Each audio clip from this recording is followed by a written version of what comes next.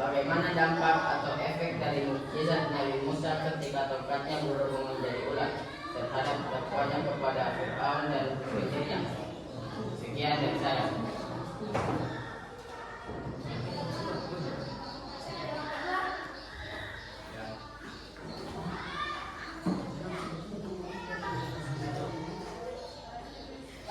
Bagaimana pendapat kalian terhadap manusia biasa lalu mengaku telah mendapatkan mukjizat dari Allah, lalu bagaimana kalau lainnya karamah bukan mukjizat?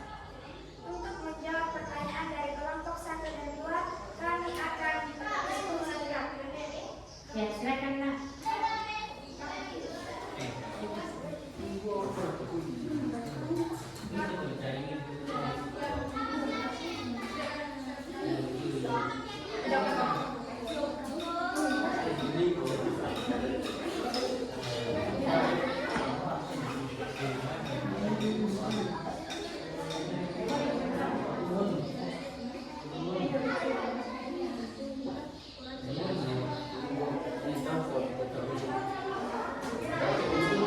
Bagaimana kelompok 3?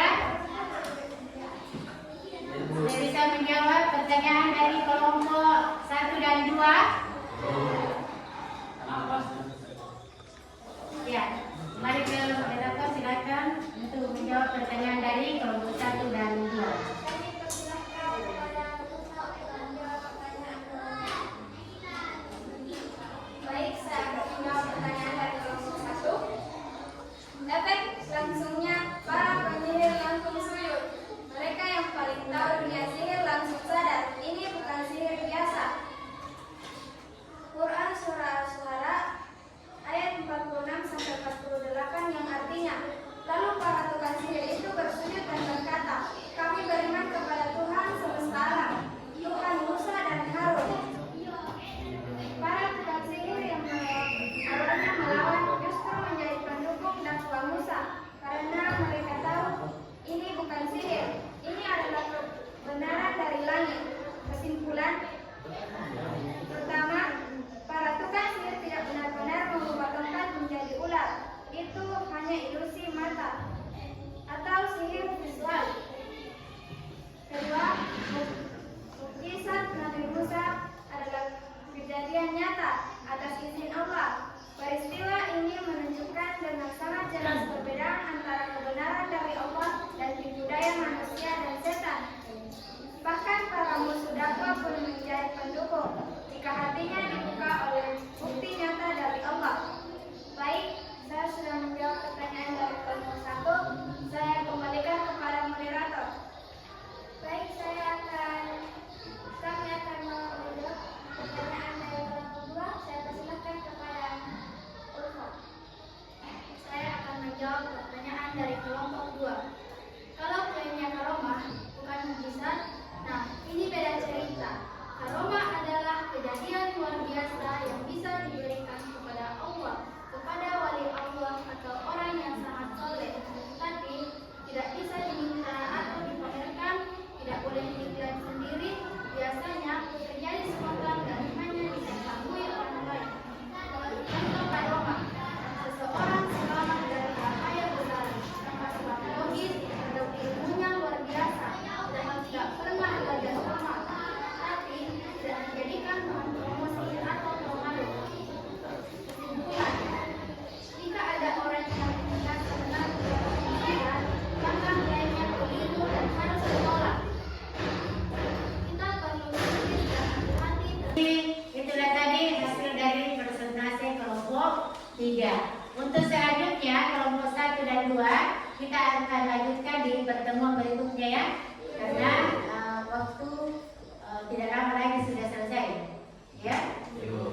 Nah, sekarang dari apa yang dibahas tadi mengenai contoh, bentuk atau bukti dan hikmahnya, nah kita menarik satu kesimpulan bahwa hikmah adanya mukjizat dan kejadian luar biasa lainnya. Yang pertama itu adalah melemahkan dan mengalahkan usaha dan tipu daya orang-orang yang menentang dakwah Rasulullah Subhanahu wa Ta'ala. Nah,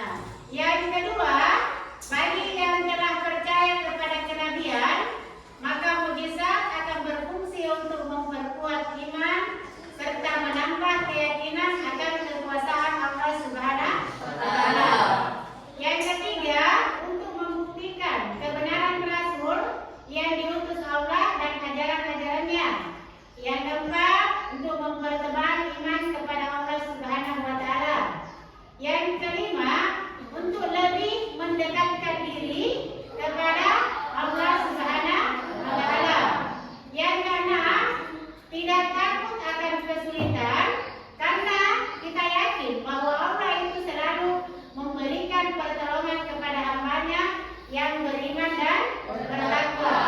Yang ketujuh, sebagai bukti kebenaran rasul yang diutus, bahwa ajaran dan pengangkatan diri seorang rasul adalah benar dari Allah Subhanahu wa Ta'ala. Yang terakhir, sebagai asap atau siksa bagi orang-orang kafir dan pelajaran bagi manusia yang lain. Jadi itu ada tadi beberapa hikmah adanya mukjizat dan kejadian luar biasa ini.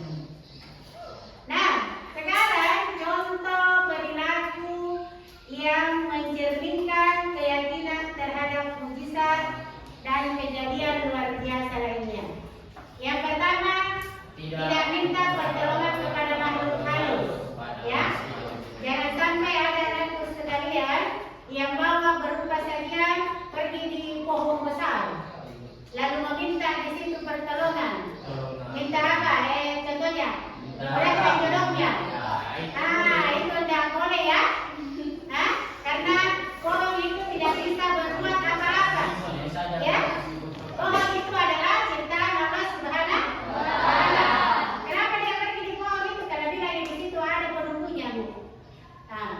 Betul ada makhluk halus, ya. Makhluk halus itu tidak dapat dilihat oleh panca indera, tapi dia tidak butuh makan, dia tidak butuh minum, dia tidak butuh tempat tinggal, ya. Jadi itu. Yang kedua, meminta pertolongan hanya kepada Allah Subhanahu wa Ta'ala. Jadi kita hanya boleh meminta pertolongan kepada Allah Subhanahu wa Ta'ala. Sebagaimana janji kita di awal setelah kita mengucapkan dua kalimat syahadat, asyhadu an la ilaha illallah wa asyhadu anna Muhammadar Rasulullah. Tidak ada Tuhan selain Allah, ya. Dan Muhammad adalah utusan Allah Subhanahu wa Ta'ala. Jadi kita hanya meminta pertolongan kepada Allah Subhanahu wa Ta'ala. Ayat ketiga, yakin sepenuh hati akan kekuatan Allah Subhanahu wa Ta'ala. Ayat keempat, berakhlakul karimah sesuai Al-Qur'anul Karim. Dan yang terakhir, selalu berusaha dan bertawakal kepada Allah Subhanahu wa Ta'ala, karena hanya Allah lah yang Maha menghendaki segala sesuatu yang kita inginkan, yang kita usahakan, ya. Jadi berusaha dan bertawakal kepada Allah Subhanahu wa Ta'ala. Sama halnya seorang pelajar, kalau dikatakan minggu depan ada ujian, usaha apa yang kamu lakukan itu dengan belajar. Setelah itu bertawakal kepada Allah Subhanahu wa Ta'ala. Ya Allah, mudah-mudahan apa yang saya pelajari ini bisa saya ingat kembali, ya, dan bisa menjawab soal ujian dengan baik, dan bisa mendapatkan nilai yang baik sesuai yang kita harapkan atau inginkan, ya. Nah, jadi kesimpulan daripada materi hari ini tentang mukjizat dan kejadian luar biasa lainnya. Nah, mukjizat adalah kejadian luar biasa yang dilakukan Allah Subhanahu wa Ta'ala Rasulnya sebagai bukti atas kebenarannya. Mukjizat itu tidak dapat dipelajari dan ditandingi oleh siapapun dan datangnya secara bertahap. Biasanya mukjizat itu diberikan pada waktu kondisi seorang rasul dalam keadaan sangat terjepit oleh musuh. Iya. Selain mukjizat, ada pula kejadian luar biasa yang Allah berikan kepada hamba-hambanya yang Dia kehendaki. Yaitu kejadian luar biasa itu adalah karamah, maunah, dan ikhlas. Iya. Jadi kalau persamaan antara mukjizat dan kejadian luar biasa lainnya itu adalah sama-sama dari Allah Subhanahu wa Ta'ala. Kalau perbedaannya, mukjizat hanya diberikan kepada Nabi dan Rasul. Karamah hanya diberikan kepada waliullah atau rasulullah, ya. Kalau ikhlas diberikan kepada dan Rasul, sedangkan maunah diberikan kepada orang mukmin. Ya. Saya kira itu bisa dipahami, ya. Sampai di sini pertemuan kita. Selanjutnya ada tes pengetahuan dan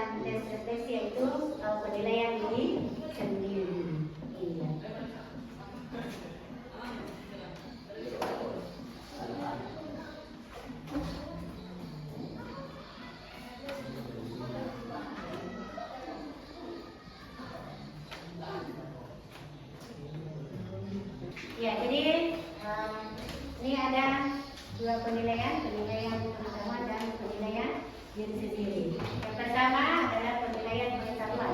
Nah, di sini ada markor, ya.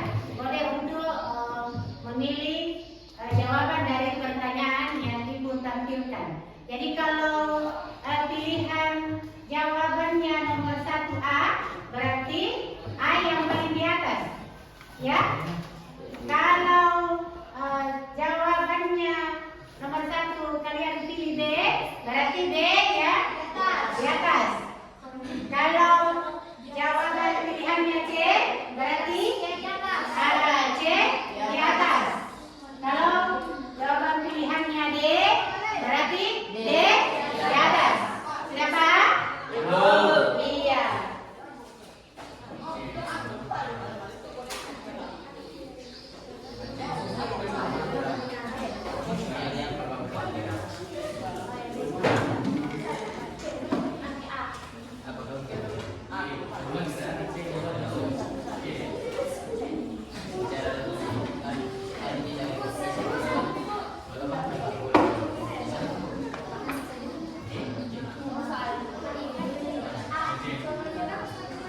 Siapa lagi yang belum dapat?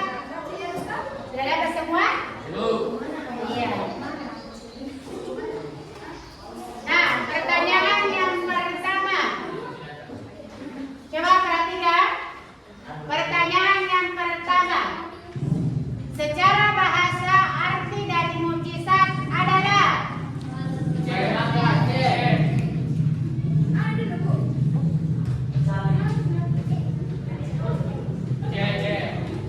ya, jadi saya akan mengecek jawabannya jadi. Permisi.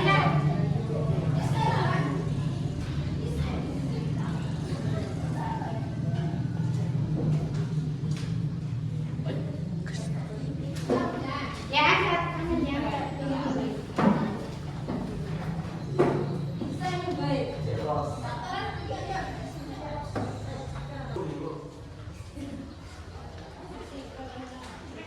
Iya.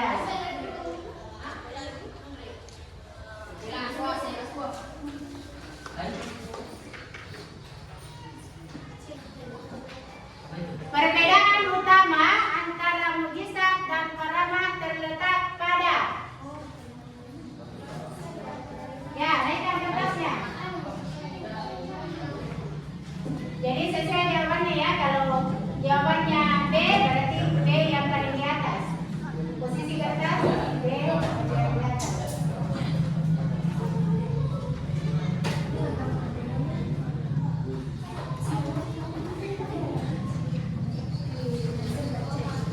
Ya, kasih mulai ke sini nak.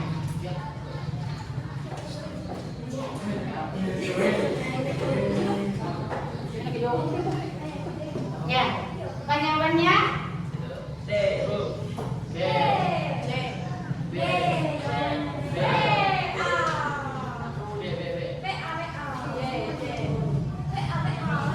Iya. Nah, selanjutnya pertanyaan ketiga. Kejadian luar biasa yang terjadi pada Sayyidatina Maryam binti Imran yang mampu mengandung dan melahirkan seorang anak dalam keadaan suci atau campur tangan laki-laki dapat dikategorikan sebagai apakah A. Mukjizat, B. Irhas, C. Maunah, D. Karamah.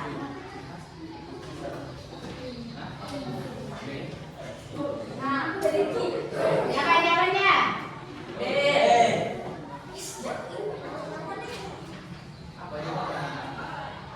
Di sini sebentar akan dilihat itu.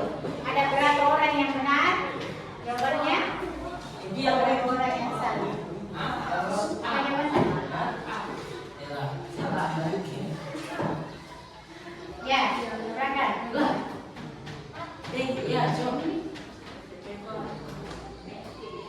Iya. Nah, untuk pertanyaan selanjutnya.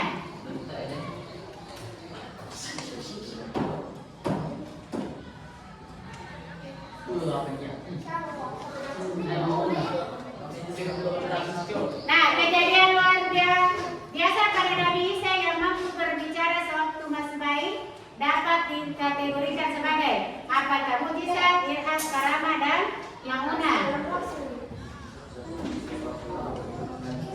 Ya.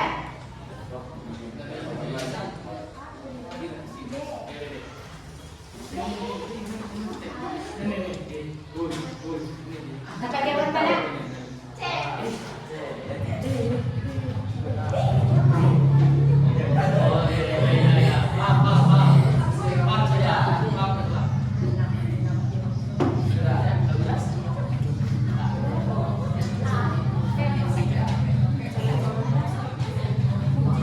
Iya.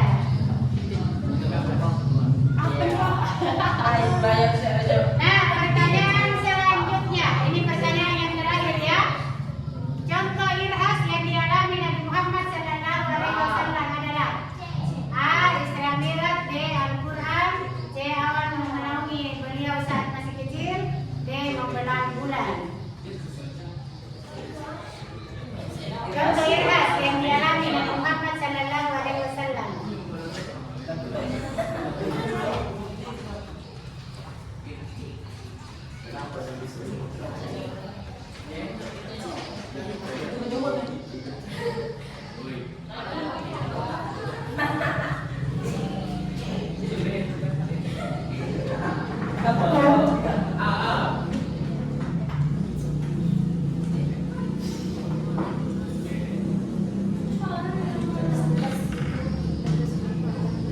Iya.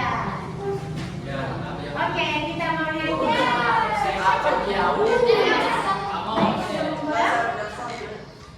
Oh ya awal. Madrid. Ini jangan bulan-bulannya. Saya siapa kira-kira kamu Ya, semuanya? 5 nomor saja ya. Siapa yang pegang? Naik ke, baru 14 naik ke. Ini naik ke, baru 14. Naik ke 1. Naik ke playernya Nah, naik ke coba apa? perhatikan. Naik ke apa? Di situ ya. 7. Siapa apa yang 7? Ya, ini ada kan P di sini, nah P. P 16. Ah, saya masuk. Kecuali player 9. Ah, siapa yang player 9? Siapa? Awal nih bos. Siapa? Siapa 5? Siapa 5? Pindah. 4. Oh, itu saya. Yang 3. Naik ke Player 12. Delapan. Siapa player 12? Saya 8. Siapa? 12 Windy. Iya. Baca aja. Jadi harus lebih ditingkatkan dalam belajarnya ya. Berapa poin? Nah, silakan terus kembali nak. Masih ada refleksi pembelajaran peserta di sini. Yang kedua, ini dijawab itu ya. Dijawab.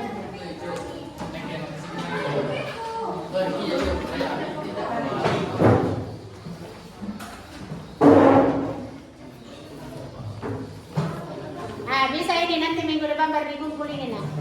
Ya. Oh iya bu. Ya bu. Jadi refleksi pembelajaran peserta ini. Yang pertama itu halaman yang saya pahami. Iya. Jadi coba perhatikan ditulis nama peserta kelasnya ya. Iya. Kayaknya yang mirip tuh minggu lalu. Ya udah naik tuh. Saya Tulis di kamar tadi nak. Nah, kelas 8. Terus ini refleksi penilaian sikap. Jadi ada di sini 6 pertanyaan. Jawabannya berapa saja? Apakah setuju, tidak setuju, atau ragu-ragu? Ucapkan saja ya. kapan itu? Sekarang.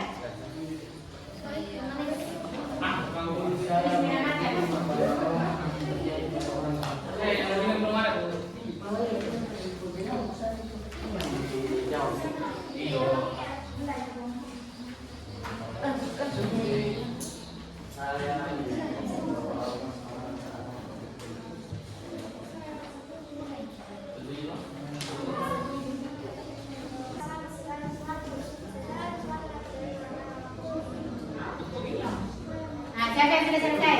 Silakan dikumpul.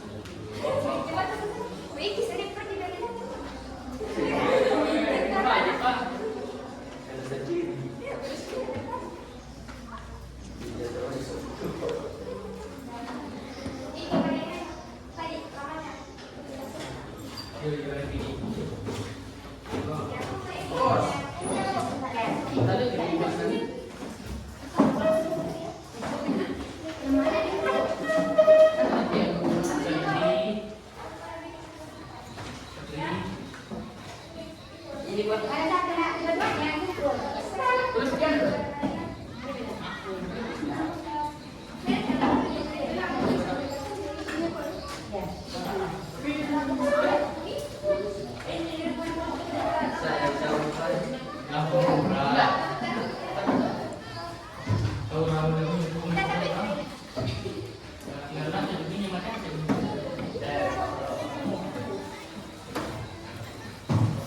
Sudah terkumpul semuanya? Baru kita pada kembali kita